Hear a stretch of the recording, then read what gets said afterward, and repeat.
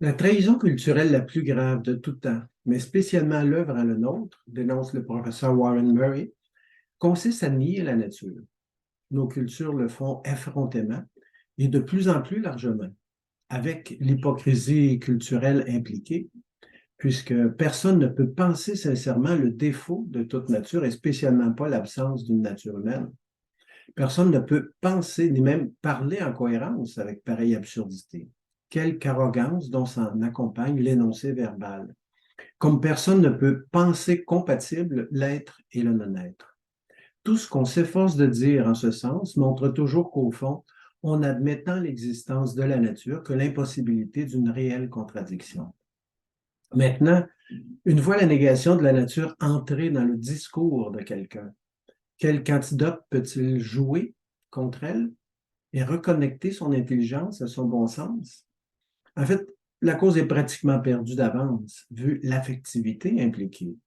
Tant d'intérêts sont en jeu et avouer l'existence d'une nature implique une si profonde réorganisation de comportement.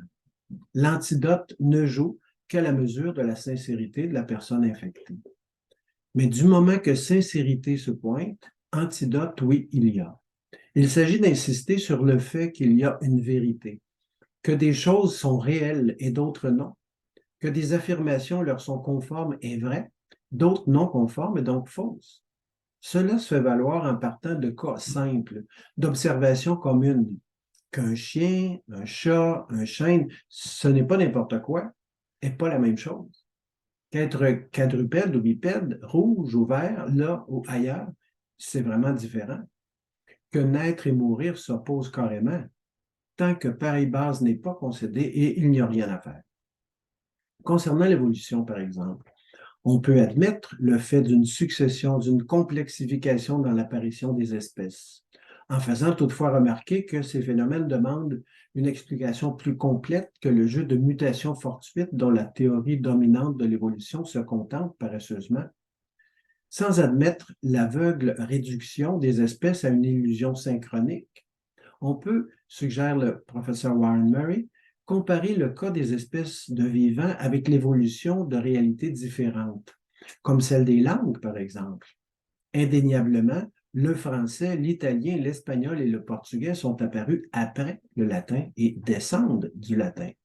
En outre, l'évolution du latin à toutes ses filles s'est faite sans qu'on puisse distinguer une date exacte, un jour, une année ou même une décade avant laquelle on parlait latin partout et après laquelle on parlait français en Gaule, espagnol en Espagne, italien en Italie, portugais au Portugal. Personne pourtant n'a jamais pensé pour autant qu'elles sont toutes la même langue, qu'il s'agit encore de latin avec quelques mutations superficielles et accidentelles. De la sorte, on peut prendre conscience de l'absurdité inhérente à prétendre qu'un chien et un chat et un cheval ne diffèrent pas d'espèce pour la raison qu'on ne peut pointer le moment où l'évolution d'animaux antérieurs, fussent-ils d'une même espèce, a procuré l'occasion de leur apparition sur Terre.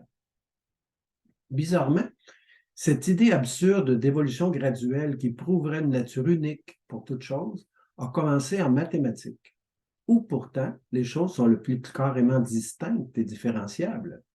Impossible tout de même de confondre un cercle, un carré, un rectangle, un triangle ou n'importe quel autre polygone.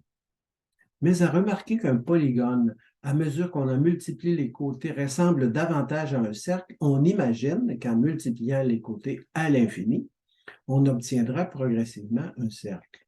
C'est ridiculement absurde. Mais l'intelligence pratique, habituée à se contenter d'approximations, est plus flexible là-dessus et n'y regarde pas de trop près.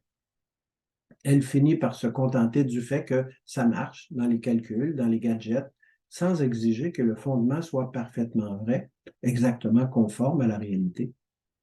De même dans les arts, la mécanique finit par ne plus distinguer entre art et nature et regarder toute chose naturelle comme une machine plus subtile et perfectionnée, sans nature propre. Le biologiste, par exemple, faute d'une conception exacte de l'essence de la vie, en arrive à concéder comme vivant un éventuel robot qui s'auto-réparerait, s'auto-améliorerait, se donnerait à lui-même un remplaçant, une fois trop usé, trouvant là l'équivalent du métabolisme du vivant. Cette confusion est à la base des sciences expérimentales qui ont tant besoin de l'art pour se développer et organiser leurs expérimentations. De même, la démocratie que nous connaissons est fondée sur l'égalité et la liberté, mais une égalité et une liberté conçues d'une manière tout à fait originale. Tous sont égaux, c'est-à-dire qu'il n'y a aucune nature distincte pour différencier qui que ce soit de qui que ce soit, ce qu'on finit par étendre aux autres animaux pour leur conférer des droits propres. Quant à la liberté revendiquée, c'en est une qui nie toute soumission à quelque nature aux finalités imposées, ce qui pourtant l'annulerait. De l'absence de critères, en effet, de rien qui soit mieux qu'autre chose, c'est l'indifférence qui s'ensuit, et elle rend tout choix impossible. Comment l'évolution de mentalité peut-elle avaler de pareilles absurdités? À cause de sa gradualité, comme les grenouilles. Celles-ci se laissent ébouillanter si on élève graduellement la température de leur bassin.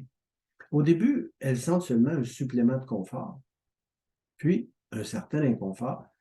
Et quand ça fait assez mal, il est déjà trop tard pour qu'elles s'échappent.